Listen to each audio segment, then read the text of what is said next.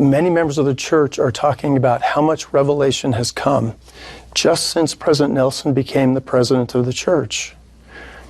And again, I hope none of this sounds sarcastic, but thank goodness, because we didn't have much with President Monson, and we didn't have very much with President Hinckley. The things that are coming forth now have been worked on for years and decades. I think the perfect illustration for people of our age, maybe just old guys like me, President McKay in the 1950s is highlighting the importance of the family. In the 1950s and the 1960s, TV programs are called Father Knows Best and Leave It to Beaver. They cannot be any more clean than this. So why in that era is President McKay emphasizing the family? Because you needed it for today. And it would be 70 years too late if you were starting today. So this is not new. In many instances, the revelation is not what to do. The revelation is when to do.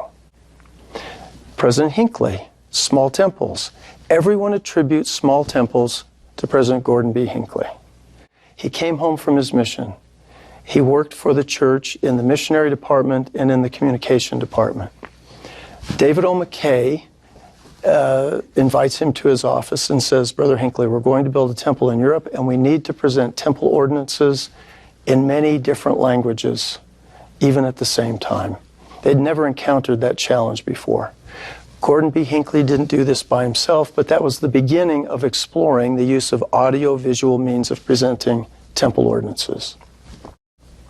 In the 1960s, as a member of the 12, he's in Asia.